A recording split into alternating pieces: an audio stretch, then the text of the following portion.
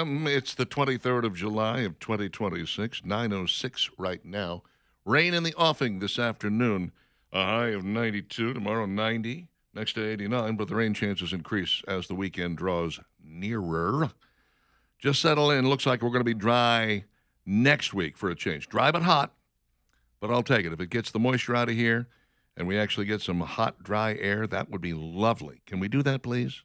I'm begging you. I am Richard Dixon. She is Valerie Vining. Steve West is here as well. And we got Emma Kate Cowan handling the weather for us. And an unknown check on traffic. Fill in. Don't worry about it. Phil's going to be back. Phil will be back. People have been texting us. He gets a day off every once in a while. Can we get Phil back, please? Phil does traffic for everybody all the time. Mm-hmm. He's exhausted. Maybe Phil's sick. He might be. Mm-hmm. Sick of it. He's sick of doing traffic. Mm-hmm. Sick and tired. Who can blame him? Let's talk about your roof, shall we? When was the last time you had somebody crawl around on it, really take a look at it and see what kind of shape it's in? I would suggest HHM Roofing and Construction for that job. They handle all kinds of roof inspections. Could be, you got some damage from the last hailstorm that came through because, yikes. Well, there you go. You might need somebody to take a look at it and then talk about what you can do insurance-wise for that thing. Or maybe your roof is just old and tired, like Phil, and it needs to be replaced. Well, they can handle that as well. HHM Roofing and Construction does everything where roofs are concerned. Replacement, installation, inspections, maintenance, repair, emergency roofing services. They do it all, and they do it all very transparently. They are so very on top of it. When you're dealing with your roof, the last thing you want is some cut-rate service that's going to cut corners and not do the job right, and then not be able to be reached when everything is done and it didn't turn out the way you wanted it to. That's not how they do it at HHM Roofing and Construction. You give them a call at 396-7077. Have them come by and give a quick look-see. 396-7077. Or visit them online at hhmroofs.com. You will find their instant estimator there if you are in need of a new roof and you're wondering, what's this going to run me? Well, there's a lot of different ways you can finance it, and it's very, very easy and convenient. HHM Roofing and Construction, 396-7077, or online at hhmroofs.com. It's Steve's turn. So as we noted earlier this morning, SEC Media Day is set to wrap up down in Tampa, Florida later today. The final 3, I think it is, coaches get interviewed. Maybe it's 4, but either way, it doesn't matter. I'll look at the preseason conference predictions, and we can let that debate begin tomorrow. But there is another list related to the SEC that could create some debate. USA Today, sports people seem to think that these are, in order of 16-1, the toughest stadiums to play in the SEC if you're a visiting team. In at number 16, I think we could probably figure that this is, well, it's Vanderbilt. Sorry, Commodores, but I do ask the question, is this more due to the stadium, or is it due to the fact that Vanderbilt's been a traditional doormat now for, a century, give or take? Kentucky Wildcats come in at 15, 14 the Arkansas Razorbacks, 13 Mississippi State Bulldogs, ranked low despite the sometimes overwhelming use of the cowbells that make it hard on the visiting teams. Number 12 is the Ole Miss Rebels. Number 11, the Missouri Tigers. They are going through a renovation and expansion of the stadium. Maybe that'll help. I don't know. Found this one interesting. Number 10, Texas Longhorns, ranked this low despite the history of that particular team. Number 9. Sorry, Auburn fans, this is where you come in. It does seem kind of low considering how many things have gone right for War Eagle on the Plains over history. I'm not necessarily saying over the last recent history, but, in history. Number 8, Oklahoma Sooners. Kind of surprising. See Texas. 7, they ranked South Carolina above Oklahoma. Now, they have crowed in the past with coaches like Lou Holtz and Steve Spurrier, but what else have they done? And then number 6, Texas A&M Aggies. That is generally considered to be one of the loudest places to play in the country, not just in the SEC. Number 5, Georgia Bulldogs. They say Between the Hedges can get inside the visitors' heads. Number 4, Tennessee Volunteers, one of the early stadiums built to accommodate over 100,000 in the stand, and let's face it, it's really, really loud in Knoxville. Number 3, Alabama Crimson Tide, expanded out over time to become a place where, if the fans stay in the stands, it can get intimidating. Plus, let's face it, what team really wants to hear Rammer Jammer when they get beaten? Number 2, Florida Gators. Now, Steve Spurrier nicknamed it the Swamp. That happened in the 90s, so it's a fairly recent thing. And since he took over, up to now, the Gators have been known to bite pretty hard, even though they can be uneven, which leaves number 1, the LSU Tigers. It ain't called Death Valley for nothing. Fans love the night games there because, let's face it, they tailgate all day. They get sloshed big time. Even former LSU players say that night games are intimidating due to the overwhelming smell of beer and whiskey. But the fans seem happy. They get into the visiting team's faces. They rock the buses. They do all that kind of stuff. So, yeah, Death Valley apparently is the most intimidating one. And then they turned around and noted something else, specifically related to Alabama. I don't know why they chose only Alabama in this case, but they noted Alabama's record at each of those stadiums. It's notable that among the 15 opposing stadiums, the Crimson Tide actually fare pretty well, winning record at all but 3 of those stadiums.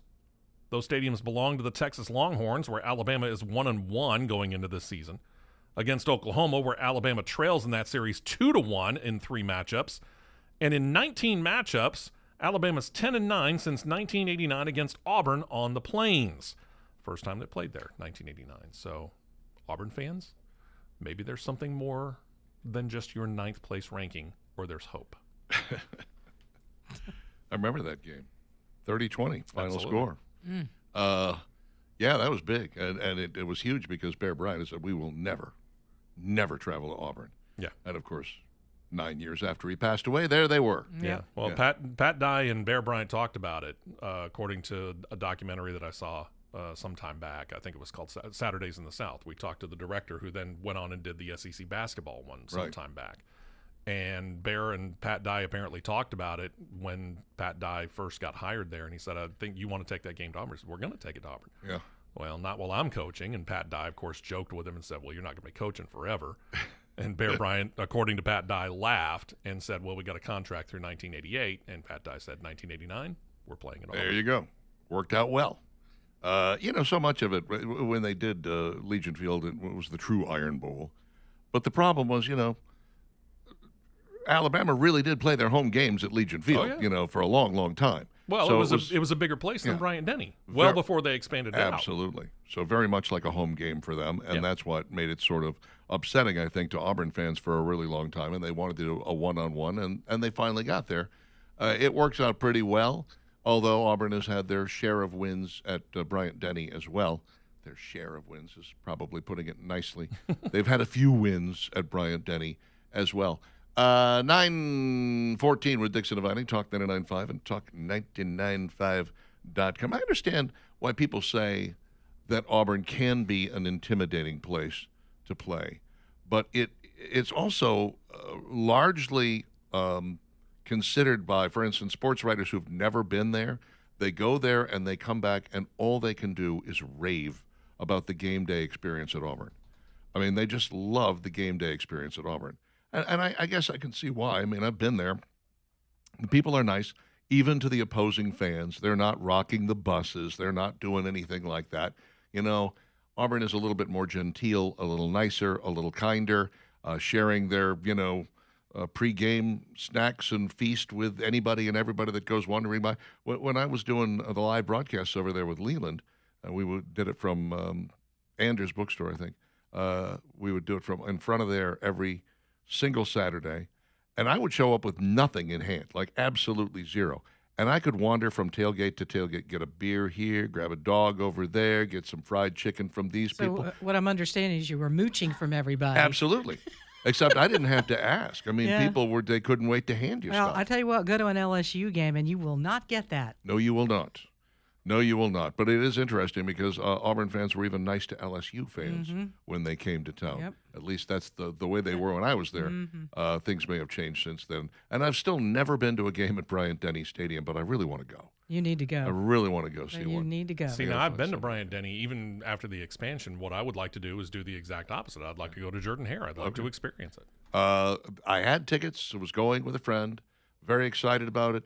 Came down with COVID for the 3rd time. Golly. And it was like, nope. Well, and I will Won't be tell you, going. too, you were talking about the stadium, and I was there when you could be on the roof of one of the sorority houses and watch the game from the top of the roof. Right. Until they did the expansion, do it now. and you're like, oh my gosh, it just dwarfs everything. Really is The crazy. stadium, yeah, And it they is crazy fill it what up they've with been great through. regularity. Yeah, and which people is go, impressive. really? You used to be able to from the Katie House or whatever, you could look, and I was like, yeah, you could absolutely go up to the roof of the house and watch the game from there, but you can't do that anymore. It's No, not even sir. close. That's the whole reason they did the expansion. You people were getting free football. We couldn't allow that to happen. 9:16 with Dixon and Vining. 545-9950 should you wish to opine.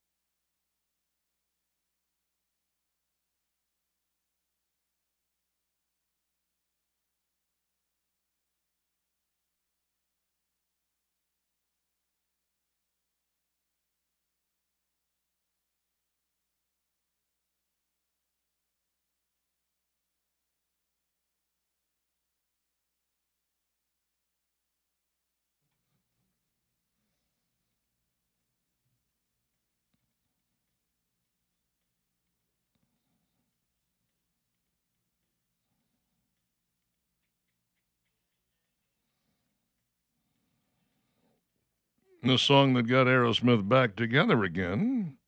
I'll run DMC. 922, Dixon and Vining, Talk 995, talk995.com. Why have you not downloaded our app yet? Huh? What's your excuse? Do you have an excuse? I don't think you do. I don't think you do. I want you to go to the office, sit there for a while, think about what you've done. Download the app. Download the app. Mm-hmm. For iPhone, for Android, whatever. Doesn't matter. We don't take sides here. We just want you to download the app so you can listen to us anywhere you go, especially with the tower problems we've had lately. We're still getting all of the Birmingham metro area. We're doing quite well in that department. In fact, I was driving to Talladega last Friday, and I was able to pick us up a good long way out of town. So the people who are complaining, I mean, I get it. If you're in Anniston, yeah, you're going to be upset. You can't get us. I get it. I understand. Couldn't get us in Talladega either, by the way.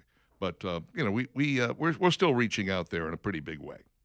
Glad to see it. Journey's Jonathan Cain was on the Tom Bernard podcast the other day. Tom Bernard was the morning guy on KQRS in Minneapolis when I was in high school.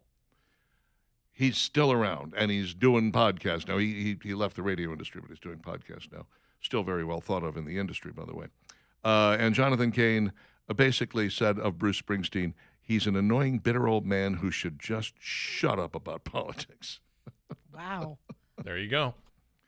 Cain said, Ain't gonna happen, but okay. You were born in the USA. Act like it. He said, him and De Niro, what's the deal with these guys? He said, I'm obviously conservative. I used to be a Democrat back in the old days. I just couldn't go there anymore. Guys like Springsteen should shut up. Honestly, shut up, Bruce. Him and Robert De Niro. I mean, who cares? Do your art. All right. And stay out of politics. Yeah.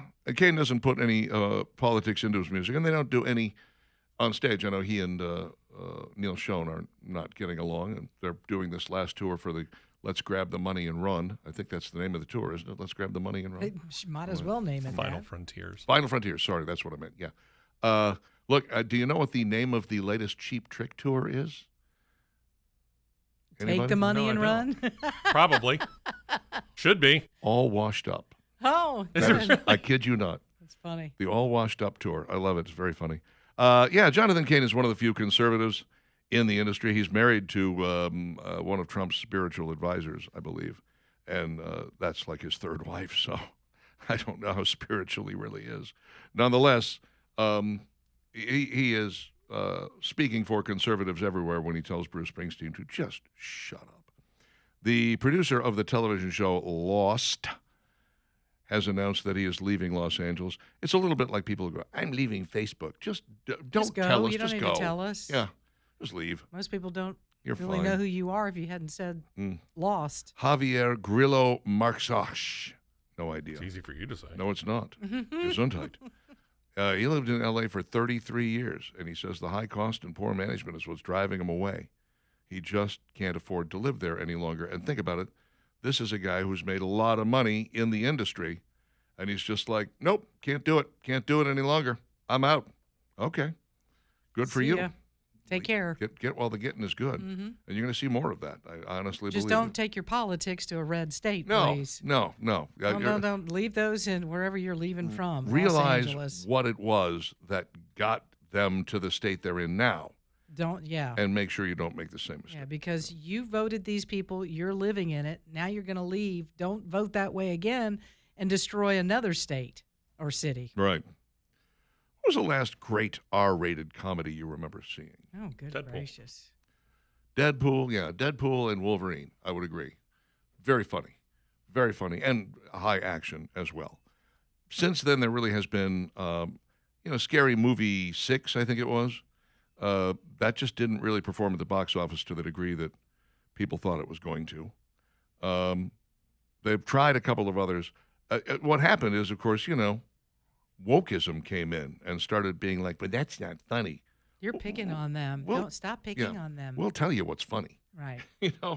I say laughter is one of the most involuntary actions that you can have as a human. If you find something funny, you can't stop yourself from laughing. There are contests and things of that nature to try to, see how long you can go without laughing. Not an easy thing to do if somebody's really cracking you up. It's hard to swallow that. So Super Trooper 3 is coming out.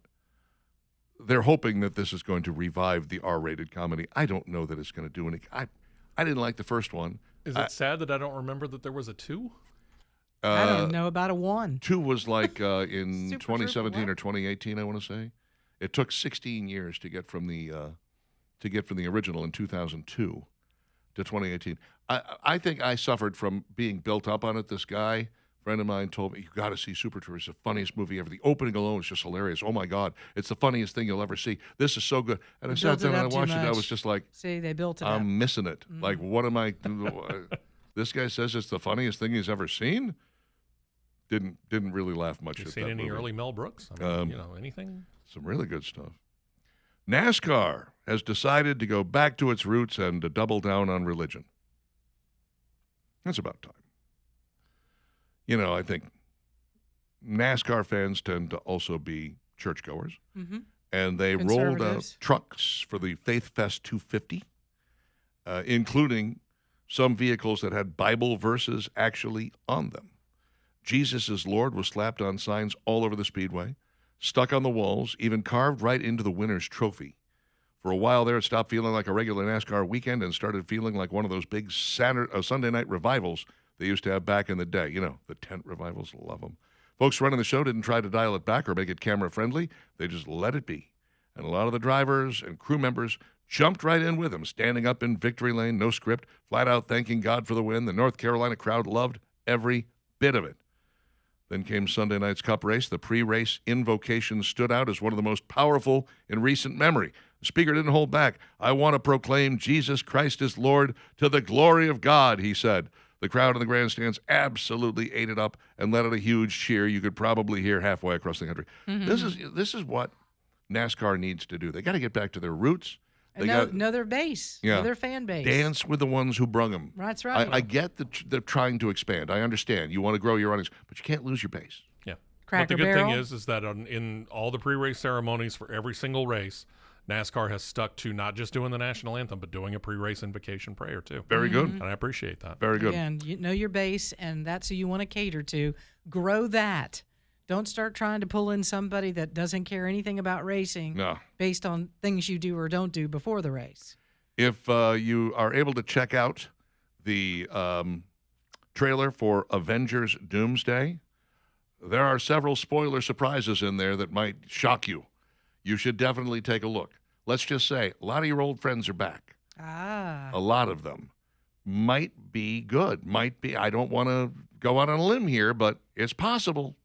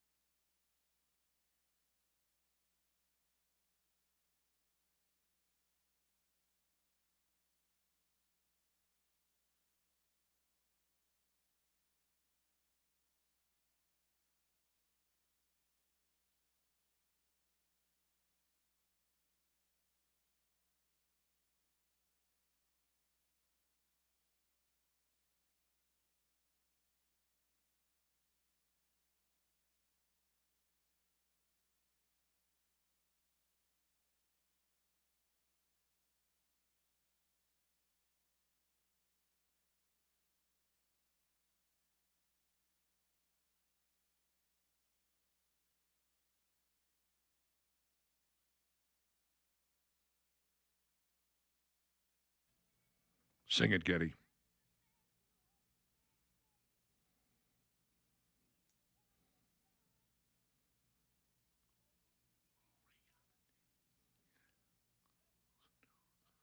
$9:36, Dixon and Vining. Pardon me. Talk 99.5, talk995.com. Today's the day. Two big auctions taking place in Argo, Alabama.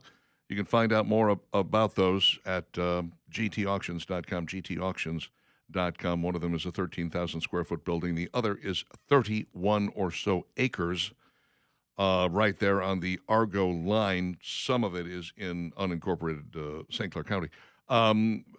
If you're just coming to this party, you're probably a little late on it. Doesn't mean you can't take part, but you should probably go look it up right now. gtauctions.com. Now, this is coming up a week from now. 16 acres, fronting John Hawkins Parkway and I-459 at the new proposed Exit 9 in Hoover. This is one that they're going to be building. They're already started, I believe. Zone commercial. It is very difficult to find 16 contiguous acres in a solo transaction, a fly ball in length away from the new Exit 9. July 30th at the Holiday Inn, John Hawkins Parkway. That's where this auction is taking place. July 30th, Holiday Inn, John Hawkins Parkway. All the details are available at gtauctions.com, gtauctions.com. 16 contiguous acres right there at Exit 9. No telling what you could do with that. gtauctions.com to find out more, gtauctions.com. All righty, Roo, if you have kids and they like those little fruit pouches, yeah, there's some plastic inside some of these.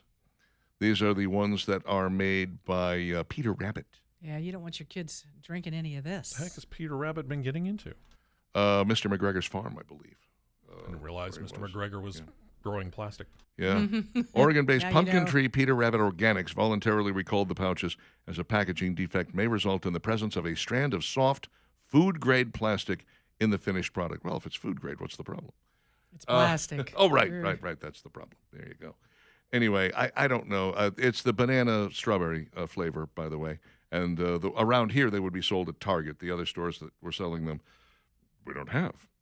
So you need not worry about that. But yeah, if you bought these at Target, then you should definitely Take them back. take them back or dispose of them, throw them away, whatever. Just don't let the kids have the plastic. Taco Bell is offering $1 lettuce-free deals. Remember Really? yeah. The other day when it was like, it's all Taco Bell's fault. Everyone was blaming it with the Taylor Farms. Taylor Farms, Yeah. exactly, you know? And kind of cruel because then they came back and they went, oh, never mind. It's like too late. Now nobody wants to eat lettuce and nobody wants to eat at Taco Bell. I happened to be in Costco yesterday, and they sell Taylor Farms. Ooh, oof. Lettuce in the bag. Yeah, Not very many people were buying I'm it. betting. It was nice and full. Couldn't find the organic eggs, but they had plenty of that lettuce. Well, they're now offering enchiladas and regular nacho fries for $1 each. No lettuce in them. The one-day-only deal, announced Wednesday, follows a slump in customer visits to Taco Bell around the country. So today's the day. You can get yourself out there.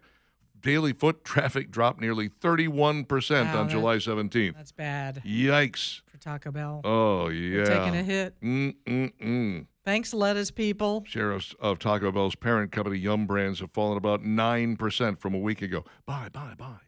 Today's the day. Buy. Enchiladas usually cost $4.29. Regular nacho fries are $2.89. They're $1 deals now. Only Man, available that's for orders desperate. placed through Like the app. we got to move some food That's because right. you don't want it to go bad. We got to make some money on it. We're dying over Yeah. here. We're dying over here. I think it's going to be okay, especially with that new steak thing we talked about yesterday. Yeah, everybody was raving about It it. looks pretty good, man. Tombstone's new garlic parm pizza puts a new bold twist on pizza night. Yeah, it's so bold. It's got the French fry style crust. Oh, that's bold. That's bold. And then it lines up with garlic parm pizza, frozen pizza built on a crispy potato-based crust instead of traditional dough. Instead of using traditional dough, the pizza features a crispy potato-based crust inspired by French fries, combined with creamy garlic sauce, mozzarella, parmesan, and garlic seasoning. The new release targets shoppers interested in comfort food mashups, and new freezer aisle options. Apparently not people who are interested in losing weight, No, I would think. it's not appealing to them. Ay, ay, ay. Are you for that? The crispy potato crust? You know, you do you. Everybody does what they Try want. something different? Like I said, Yeah.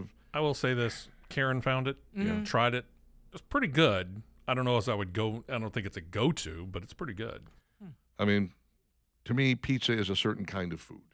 You know, It's a Everybody little bit likes it like- a little different. Yeah, but if you say, well, look, we've got this burger, but what we do is we chop it up into pieces and we roll it up with some nacho cheese in a tortilla. Okay, that's a burrito. It's not a burger anymore. Let's face the facts. Oreo's come out with something that is not Oreo shaped for the first time, like ever. Not Oreo Not shaped. Oreo shaped. I mean, Okay. outside of the What is freezer it? section. Okay. Mhm. Usually, what they do is they just kind of stamp a cute little face or something in the cookie of the Oreo. Mhm. Sometimes they'll throw some orange cream in there. Look, it's Halloweeny. Ooh. Now they are actually making cookies and cream ghosts. This is a chocolate ghost that you bite into, and it's got the Oreo cream inside, and it's like basically it's Oreos mushed up. So it's like inside a this thing. candy bar, like a chocolate candy bar on I the don't know outside. if it's a candy bar. It's shaped like a ghost. But it's not like the cookie. It looks No, like it's chocolate. It does. Like yeah. a, Correct. Hmm. I'm not so sure, to be honest with you, that this this is going to is. look like that when you get it. I mean, this is like Reese's and you their better be careful. Christmas trees. That's right. That You're lady like- that said, "This doesn't look like a turtle. Yeah. I'm suing you." No, not at all. I have a Karen. sneaking suspicion No this offense, thing is probably a Steve. big glob of chocolate with some cookies and cream stuff That's- shoved inside of it. What it looks like. It Mhm. looks like a Mm-hmm. chocolate bar Yeah. ghost Yeah. stuffed with Oreo. I guarantee it doesn't look that good. Well, we Guarantee. got to get our hands on this. All Yeah, right. I'm more worried about how it tastes than how it looks. If I run across them, I'll pick them up. Everybody's on notice. Everyone has to do it. Everybody's on board. Okay. Man orders unlimited salad bowl from Olive Garden. Then he discovers and exposes their trick to getting around unlimited. This is funny because it kind of indicts Olive Garden as, well, they're trying to maximize profit. No kidding. Mhm. Really? They're a restaurant. What a shocker. Are they in business? He claims the famous unlimited soup, salad, and breadsticks deal uses cost-cutting tactics. In a recently deleted video, I wonder why he took it down, TikToker Zuner99 breaks down restaurant business strategies. He shared a viral clip with over 162,300 views. The creator argued that Olive Garden carefully structures everything from its salad bowls to its menu layout to increase profits. Some viewers criticized the practice as another example of shrinkflation. Many argued that the restaurant is simply making smart business decisions, especially when you can order unlimited refills. So here's the claim.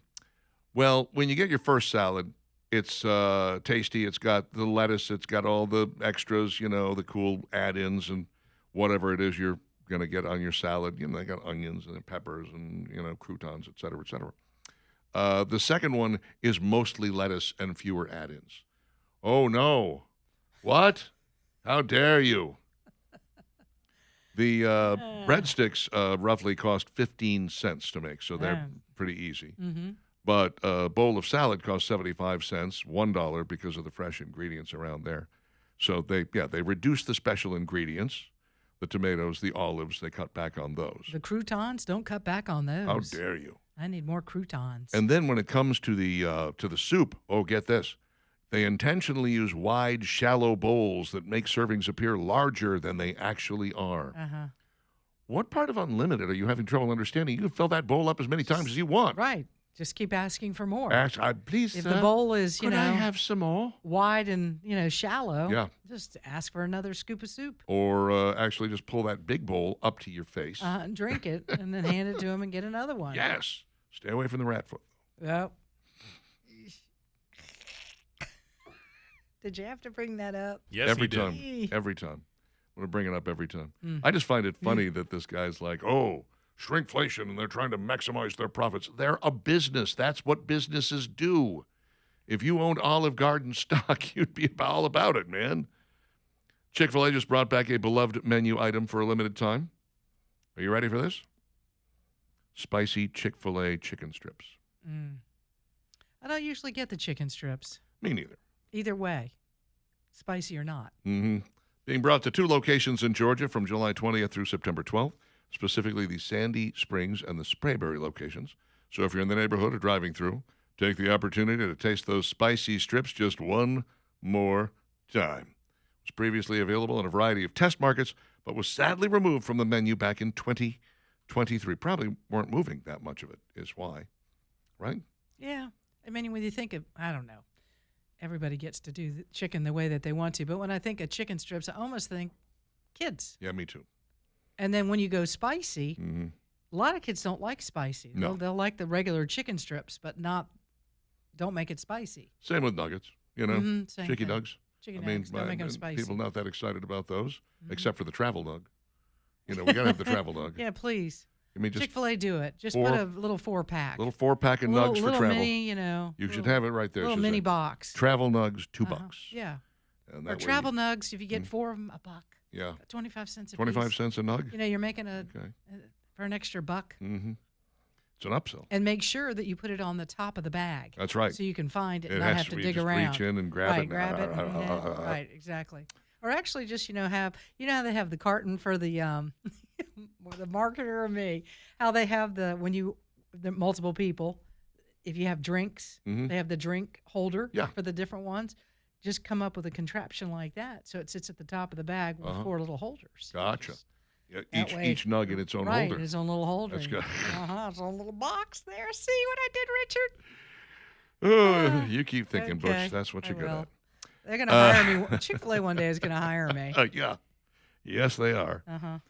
If nothing else, to shut you up That's from the airwaves. exactly right. Shut that woman up. Quit talking about that Chick-fil-A. Ben & Jerry's has a new limited time ice cream. It's called Razz Up and Vote. That's it. There's, Razz Up and vote. Razz Up and Let's see Vote. what they did there. Yeah, raspberry ice cream with swirls of raspberry and crackling fudge chunks. What's not to love about Crackling- that? Crackling fudge. I will take advantage of this. They Oh. didn't say who I had to vote for. That's true. They said I have to vote. I know that I'm going to vote for somebody that they don't like, and I don't care. I'm fine with that. Why don't you write him a letter and tell him that, Richard? I will. I will indeed. Thanks And for your some- rise up and vote. I voted for somebody you don't like. Someday they'll hire me. I'm going to be working for them. Well, you might. Just to shut you up. To shut Just to you shut up. me That's up. right. Might very well be the case. Thanks, Steve. 9:49 with Dixon inviting the Dixon Inviting question of the day coming your way next.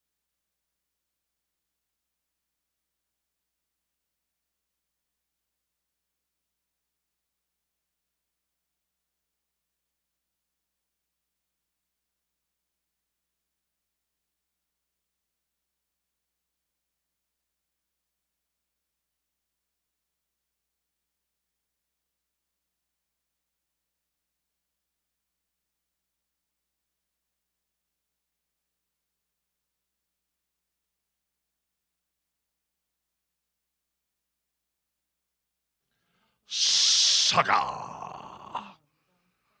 On the Loose. Some really great guitar work in this progressive rock band. 9:55, Dixon Dividing, Talk 99.5, talk995.com. Let's take a look at some of these texts before we get to the question of the day. Mike says, I enjoy Steve's time segment.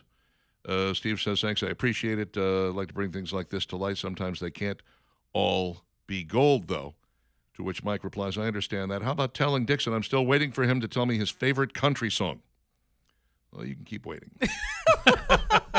That's for another day, right? Patience, Mike. Patience. Favorite country song. Sorry, All-time that's Guns N' Roses, favorite. not that song. All-time favorite country song is Your Cheatin' Heart, Hank Williams. Greatest, Singer. one of the greatest songs ever written, in my opinion.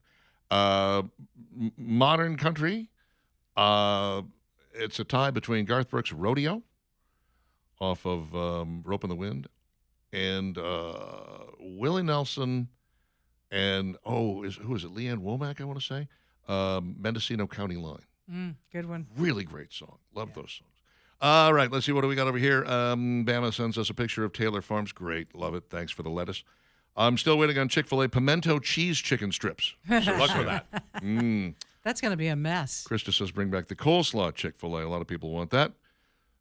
Stuart, 78% humidity should be illegal trying to cut the hay in the lawn. Yes, I can imagine. That's probably something of a nightmare. Quite tough, I'm sure.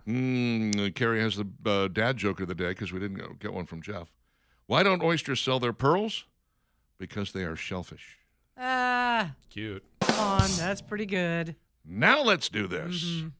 Dixon and Vining's question of the day. Name 3 of the 8 albums you got for a penny from Columbia House, or whatever your deal was, Steve West. I want to say it was 12 for a penny, but I don't know. Whenever I did it. Some people did get 12, yes. I don't remember my first one, but the first one that I really remember, I got Journey's Frontiers, Def Leppard's Pyromania, Police Synchronicity, and ZZ Top's Eliminator. Wow. All in one shot. Quite the lineup. Yeah. Very good. What about you? I remember Doobie Brothers taking it to the streets. Oh, yeah. Crosby, Stills, and Nash, and Bad Company. Ah, wow. Very Those were good. the 3 that I remember pretty well. I got Springsteen, Born to Run, Jim Croce's Greatest Hits, and Yes, Fragile. Those are the only 3 that. I also got the Best of the Carpenters. That's I remember those 4. But I think Steve was right. I think it was 12 that we got. You know, the thing about it is, and people don't know this, but they made those records much more cheaply. The ones that they were selling 12 for a penny, the grooves weren't as deep. They packed songs on in some cases they were missing songs. Like if you got Steve Miller's Book of Dreams, it was missing 2 songs. If you got it through you're like, what the hell's going on here? Off. Yeah, they just left stuff off. You're like, I paid a penny. Come on. I want my penny back. Right. Thomas says, Sweet, Off the Record, Uriah Heep, Demons and Wizards. Great. Elton John, Caribou. Very nice. Diver Down, Glass Houses and Men at Work, says David. No More Tears from Ozzy, says Kyle. Metallica, Black Album, and Guns N' Roses, Use Your Illusion. Great calls. Goodbye Yellow Brick Road, Aerosmith, Rocks, and Rumors, says Buddy. You got a nice lineup there. Rush, Led Zeppelin, Supertramp. My Sea Monkeys and I listened to them together, says Tracy. Sea Monkeys. CCR Chronicle, Eagles' Greatest Hits, and CSNY So Far, says Rob. It's amazing how universal this entire experience was of getting 12 records for a penny and then not following through and committing to the rest of the. And, I got a notice from Columbia that they were suing me. Oh. And I put that in my pocket in my jacket, and it stayed there for years and years and years. I think I pulled it out when I was in 11th grade and looked at it and went, I wonder when is my court date there? Good luck with that. Because this goes back to like 8th grade that I did this. Swing Out Sister, It's Better to Travel. The other one, self-titled Steve Martin, Comedy Is Not Pretty. Very good. Kiss, Rock and Roll Over. Bruce Springsteen, Born in the USA. Peter Wolf, Lights Out. Grumpy Old Goat says, my dog got a stack of albums, never fulfilled the rest of the deal. Oh, you can't trust these dogs. Sticky Fingers, Woodstock, Uriah Heep. Very nice. Derek says, under which name? Well, there's that too. Oh, very nice. Led Zeppelin, Coda, Styx, Cornerstone, The Doors, Waiting for the Sun. All great choices, guys. You've got great taste in music. That's why you love Steve's bumper music. We're out of here. Valerie will be back tomorrow.